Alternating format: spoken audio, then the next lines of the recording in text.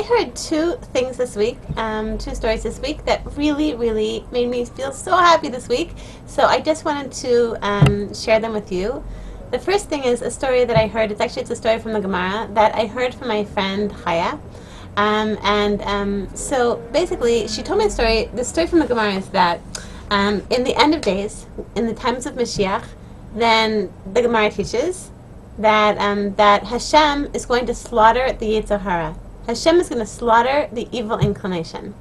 So the Gemara explains that when Hashem does this, then the Rishaim, the evil people, are going to see the Yetzer Hara, and they're going to say, "Oi!"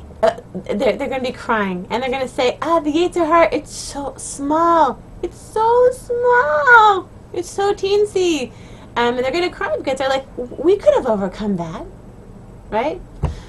And then the tzaddikim, it says that they're also going to cry. The righteous people are also going to cry, and they're going to see it. They're going to be seeing the Yetzer Hara, but they're going to be saying, it was so big, it was like Mount Everest, the Yetzer Hara.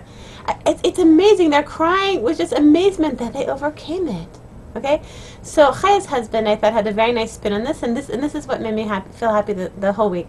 He was talking about this Gemara in terms of the little steps that each of us take to overcome our own personal Yetzer Hara, our own personal thing that we're struggling with. And I assume that every single person is struggling with something. Somebody's just telling me that life, it's like being in a flight simulator.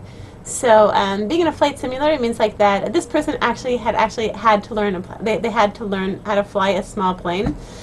So she was explaining to me that that like for a few days, and she was like sort of learning how to fly. It looked like she was flying, but it really was just a flight simulator. Before, and then actually after a few days of that, she was actually able to fly her own plane. And that's life. Life is just like in a flight simulator. Then there'll be like a flock of birds coming from the right, and then all of a sudden there's vertigo and your plane is upside down.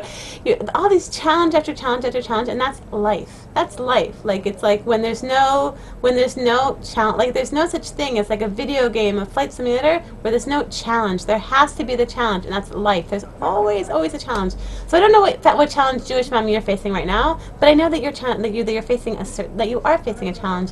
Maybe it's being more patient with your kids, being more patient with your husband, working on a Yetzer Hara, for overeating, for self-flagellation, for putting yourself down. I don't know what. My own thing that I'm working on right now, the thing that I'm struggling with right now in my own flight simulator is working on, as I mentioned last week or maybe 2 weeks ago, I mentioned that I'm working on this year positive thinking. That's what I'm working on, trying to overcome my tendency to obsessively think negatively about all sorts of things.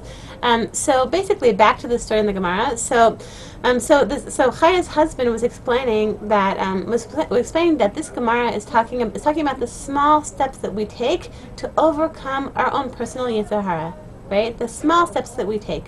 So for me, like that would be every day I try to when I find myself thinking negatively about a certain thing. Then I have like a certain positive statement, a positive affirmation that I say to myself to counter that negative, disempowered, Yetzer Hara kind of thinking. That is my teensy small step that I'm taking to overcome to become a more positive thinker. So Chaya's husband explained this Gemara means that when the Rishaim see my little step, they see Hannah Jenny's little step, my little affirmation, they see a little step, and they're like, it's nothing, it's gloom, it's nothing, it's like she's such a loser, she's not overcoming the Yetzer Hara at all, it's nothing, okay? But the tzaddikim see it, they see my little positive affirmation, and they see Mount Everest. They see step by step by step, my little step by little step, that I'm really overcoming something so huge. It's like the work of a lifetime. Like Hannah Jenny overcoming negative thinking, it's like impossible. How could it possibly be? But little by little, each of us and each and every Jewish mom watching this, we're all overcoming it step by step by step, overcoming, this.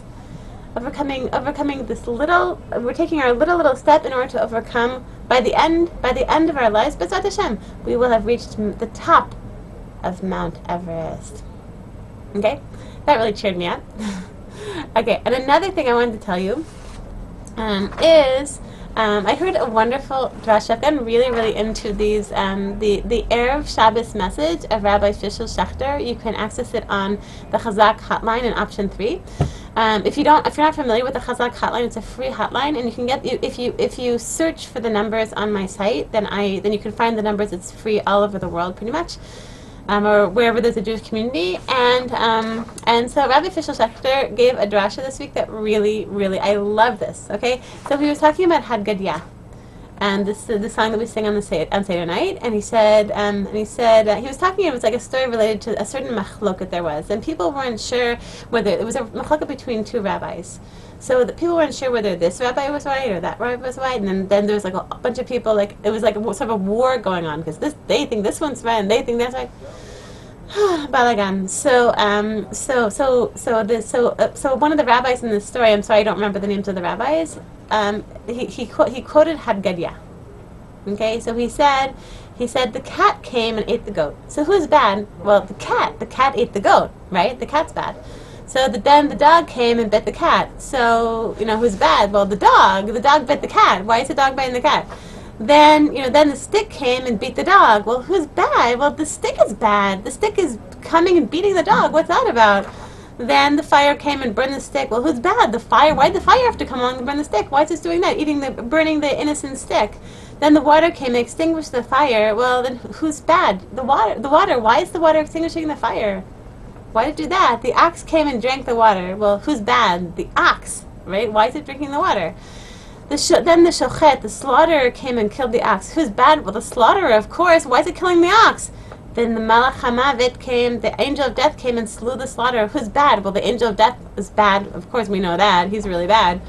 Then came the Holy One, blessed be He, and smote the angel of death. Well, who's bad? The Holy... Wait, who is bad? Wait, the Holy One, blessed be? No, God forbid. He's not bad.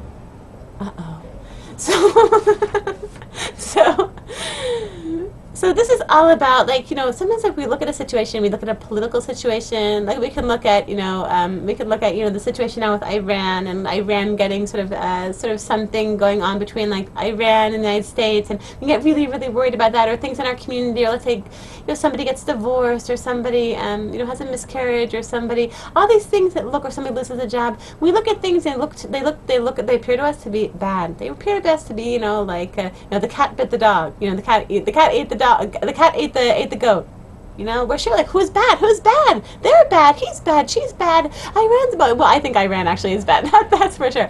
But but we don't really understand what's going on. We really don't understand what's going on in the world. I mean, it's true. You have to live your life. You have to, if somebody's going through what somebody's going through a hard time, we need to help them out. We need to, make our hishtadlut to do based on our own common sense of the way that we understand things.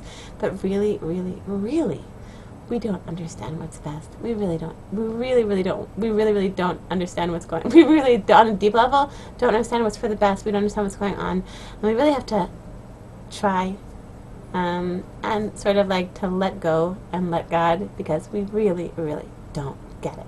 Okay? So I want to bless you, Jewish moms, that two things that you should remember.